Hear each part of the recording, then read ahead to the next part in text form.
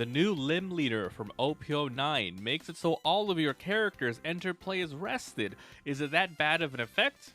Let's talk about it. Hey guys, welcome back to another episode. My name is Mobby, and today I'm going to be talking about my current Lim deck. Day 1 of OP09, we'll talk about every card, go over the game plan, and give you the deck breakdown.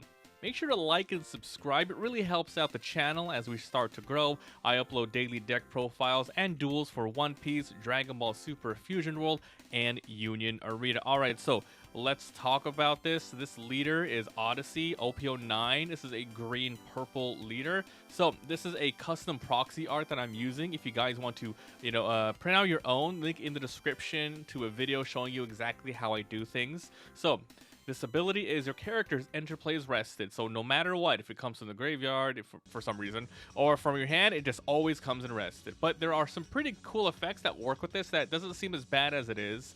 So activate main once per turn, you can rest 3 of your Dawn, then you ramp 1 rested, then you can play a 5 or lower ODYSSEY type character from your hand. This ability alone, it's not even that bad of a restriction to have this. So you ramp up really fast, and you're really safe without losing a lot of materials, a lot of resources. So we'll start from 0 all the way to 10 cost. So the first thing we're running here is because the side of justice will be whichever side wins from OP05. This is a staple if you have too many 0 cost counters. So we're running 3 of these 0 cost. Unfortunately, not searchable by anything ODYSSEY. Counter, trash 1 card, then one of your leader or characters gains 3,000 power. As mentioned, there's a lot of 0 cost counters in here, so that's why you're running a couple of these, just in case you have some dead cards late game that you want to throw away. The first character card we are talking about is Lim from the promo 079. This is 201. It's a blocker at the end of your turn. If you have 2 or more rested characters with ODYSSEY, you set this character as active. Now it seems like a pretty weak card, but towards the end game, actually you're going to be able to use this more often than not, as I've seen with some dueling testing. So we have this in here just because late game blocking is actually pretty good. Now we go for the first OP09 card that we're going to be talking about. This is Lim from ODYSSEY OP09. This is an SR 350 on play. You're going to look at the top 5 cards, grab 1 ODYSSEY, put it to your hand, and the rest go to the bottom. There is another effect here that I forgot to put in. I'm going to reprint the card later, but it basically says at the end of your turn, if you have 3 or more rested cards, you can set this as active. So the turn that you put this down, you can set it back as active, or in a future turn after you attack with this character, as long as you do your end of turn abilities correct at the moment that you activate this. If there's 3 less, you can come back up. So you're running 4 of these because it's a searcher. It's going to be pretty sticky on the board if your opponent doesn't remove it with effects, because you're just going to be attacking, attacking, and attacking. It's the first of our 2Ks, Izo from OP01. So basically 3-3-2 on play, rest a 4 or less. It's just there to round out your 2Ks to make it 10 2Ks total. So this is just in here. It's a pretty decent effect. Alright, so another OP09 card. This is Crocodile ODYSSEY 7 Warlords Baroque Works 451. If your leader has ODYSSEY, then this character cannot be KO'd by leader. So if you play this your second turn, you're going to be resting 3 Dawn, then you can go ahead and play this, and then you're going to be ramping up. So this is going to come in rested, but your opponent won't be able to KO it with their leader. So it's a pretty good card in general. So running 3 of these. Next off, it's another one of your early game cards. This is Nico Robin, another card from OP09 451 on play. If you have 2 or more rested characters in play when this is played, so as long as you just attack with other characters that you have beforehand, then you can use this ability because she comes in rested, so it will happen. Until the end of your opponent's turn, all of your ODYSSEY and Straw Hats cannot be KO'd by effects, so it's a really interesting card. We're running 3 of these as well. Next off, it's another 2K of the deck. This is a promo card, Audio 452. If you have 2 or more rested characters with ODYSSEY in their trait, this character gains 1,000 power on your turn or the opponent's turn. You're usually never going to use this on the field. It's just for a 2K, and it's an ODYSSEY searching card, so that's why this is here. Next off, it's going to be one of the staples of the deck. This is OP09 Don Quixote Don Flamingo ODYSSEY 7 Warlords Don Quixote Pirates. It's a rare card. 5/6/1 innate blocker at the end of your turn. If you have 2 or more rested characters, you set this as active. Very, very, very powerful effect. And the fact that as soon as you're able to use this, if this card is in your hand, you absolutely keep it and you play this as soon as possible. So this deck, because it says here you can play a 5 or lower Odyssey, we're running a lot of 5s, and I mean a lot of them. 1, 2, 3, 4 of these. Now, time for another 2K. It's the last 2Ks of the deck. We're rounding out to 10 total. This is Portkas the Ace, ODYSSEY, Whitebeard, OP09, 5/5/2 on play. If you have 2 or more rested characters, rest up to one of your opponents. Now, you could use this technically to,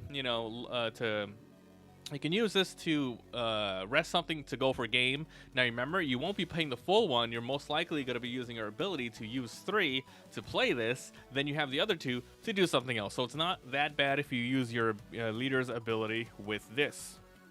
All right, next off, we have another really key piece of the deck. You get this is like amazing value if you get this out turn 1 or turn 2 when you can use your ability. This is Sabo, Odyssey, Revolutionary, OP09, 5/6/1. When attacking once per turn, if you have 3 or more rested characters, it's a little bit harder to do, but it's gonna happen a lot more often than not. You're gonna draw 1 card when you're attacking, so this is gonna be a high target removal for your opponent, but God, if you can get this off once or twice, Sabo has paid for itself. It's really good, and just keep remembering, anything that's 5 or less is going to be played for 3, so it's really good. All right, time for another 5 cost, another early game. This is Monkey D. Luffy, Odyssey, Supernova, Straw Hat. So honestly, you could actually play it in the other sort of green decks that you got out there, like Luffy and Law. 5/6/1 on play, 2 or more rested characters, rest up to one of your opponents 6 or lower, or their Dawn card. So it's a little bit of just mix and match what you want to do there. So yeah, it's another one. It's just another 5 to round it out. So those are the primary 5ers that you want to start with your opening hand. Now, for the little bit to mid to late game cards, this is Sakazuki from OP09, 6/7/0. It is a 6, not a 5, so you won't be able to play this out. However, if you are able to get his ability off, if you have 2 or more rested characters, now it's any rested characters, it doesn't even have to be an Odyssey, but it really helps out because your characters enter play as rested. You KO up to one of your opponents, 5 or lower characters, doesn't matter if it's rested or not, you just KO that thing. It's pretty good value, but however, remember you just can't use it with your leader's ability. Next off, we have Audio, a new card from OP09, 9/9/0 on play. If your leader has Odyssey, the only one that can do it right now, then you set 3 of your Dawn as active. So on turn 9, when you have 9 Dawn, not turn 9, when you have 9 Dawn, you can play this, set 3 back up, then use those 3 to attach on any characters or leaders to attack. You can use those 3 to get out another character. For example, if you get this guy out and you get the Don Quixote Don Flamingo out, you're gonna have 2 rested characters, and then the Don Quixote can come back up. It's gonna be great, and you ramp up again, whatever. But it's really cool. Then when your opponent attacks once per turn, you may rest one of your Dawn, then you give somebody plus 2,000 for a battle. So you don't even have to use all that Dawn. As a matter of fact, there was a different sort of deck that I was trying to think about, where instead of it's being heavily, character, you might have a couple of counters, because once you get the audio up, you're gonna have 3 Dawn, right? And then you want to save 1 Dawn so you can use his ability, and then you have 2 Dawn to do something else. Maybe you have some 1-cost counters, some 2-cost counters, and then you go from there. So you can play it that way if you want. This set, actually, if you look at all the OP09 green cards, it did come out with a good amount of green counters. I looked at them, they seemed okay. One of the best ones was a 1-cost counter for a 1-cost for 2+K for 2,000 plus, and you get to bring 2 more characters back up, which is kind of nice, but it's gonna be up to you whether or not you want to do that. So I'm running 3 of these. You might want to run 4 instead.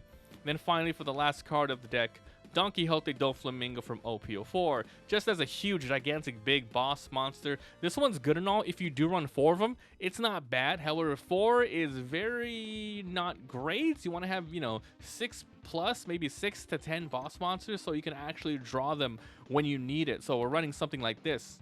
This is alternate art, 10/10/0 on play. A total of 3 of your opponent's rested characters or leaders do not become active during your opponent's next refresh phase. Your opponent hates to see it, especially if you're playing back-to-back, turn after turn. It's freaking disgusting. Now, one alternative that you could do besides the Don Quixote Don Flamingo is instead of running this, you run the 9-cost Zoro from, I think it was OP06, the 9-cost that can attack multiple times the following turn after it's played. So you can experiment with that because you're also going to keep one Don after that for different sorts of events if you want. And this character, it's an easy ramp every single turn. There's a lot of characters where, like, you know, the purple Luffy, where you're hurting yourself, so you don't know if you want to ramp every single turn. The new OP09 Robin, where you're discarding a trigger every turn, where you don't know if you want to, you know, get rid of resources to ramp up. But every single turn, you're gonna have so many different cards. You're gonna have so many different values to, you know, a lot of different targets. This Lim is gonna get off every single turn. So maybe you run the Zoros instead, because honestly, your opponent might not be able to get rid of it. Then you're going to get 3 attacks over there. So that is the deck. Let's go over the breakdown. Let me just bring this up here. If you guys want to see the spreadsheets for all of our decks, there's a link down below.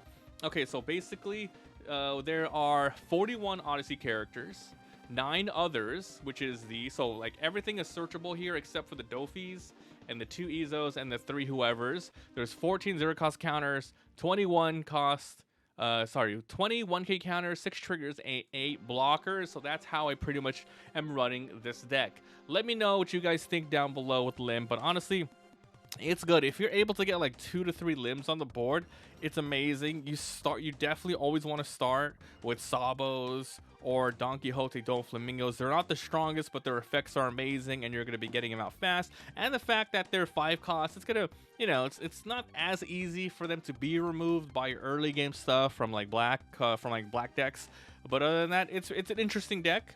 Like I said, there's different ways to run this. This is the one that I've been running after a couple of duels. I've been tweaking it here and there. One other thing I do want to change out, as mentioned, is maybe get rid of these and add in those Zoras. But I do like this leader. I think she is pretty fun. And God, you know, her and Robin and Luffy, they're probably my favorites of the OP09.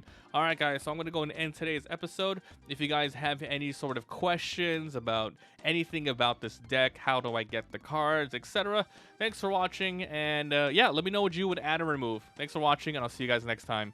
Bye.